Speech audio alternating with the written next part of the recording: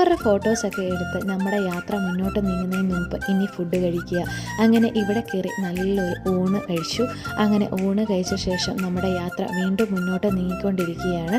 അങ്ങനെ വീണ്ടും പോകുന്നതിൻ്റെ ഇടയിൽ ഒരു കാപ്പിയും കൂടി കുടിച്ചേക്കാം എന്നായി. സമയം 5:30 കേട്ടോ. അങ്ങനെ ഒരു കാപ്പി കുടിക്കാൻ നിർത്തിയ കടയാണ്. അവിടെ കുറേ മിനിയേച്ചർ സാധനങ്ങളും കാണാൻ വളരെ കൗതുകം തോന്നി. അങ്ങനെ സന്ധ്യയായി നമ്മുടെ യാത്ര ചെന്നൈയിലേക്ക് കടന്നിരിക്കുകയാണ്.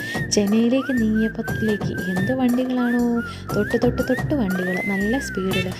ഈ ചെന്നൈ നഗരത്തിലേക്കുള്ള യാത്രയ്ക്ക് പിന്നിൽ ഒരു കാരണമുണ്ട്. ഞങ്ങളുടെ അനീതി കൊച്ചിനെ കാണാനാണ്. അവൾ വർക്ക് ചെയ്യാൻ കയറിയിരിക്കുന്നത് ചെന്നൈയിലാണ്. അപ്പം അവളെ കാണാനായിട്ടും അവളുടെ കൂടെ ഒരു ദിവസം ചെന്നൈയിൽ സ്പെൻഡ് ചെയ്യാനുമാണ് ഞങ്ങളെല്ലാവരും കൂടെ ഈ യാത്ര പ്ലാൻ ചെയ്തത്. അങ്ങനെ നേരത്തെ പ്ലാൻ ചെയ്ത ഈ യാത്ര ഏകദേശം അവസാനിക്കാറായി. അങ്ങനെ പൊന്നുമോളെയും കൂട്ടിക്കൊണ്ട് ഞങ്ങൾ ഞങ്ങളുടെ ഡെസ്റ്റിനേഷനായ സിൽവറിനിലേക്ക് എത്തി. ഈ സിൽവറിനിൽ ഞങ്ങൾ റൂം ബുക്ക് ചെയ്തത് എയർബിഎൻ വഴിയാണ്.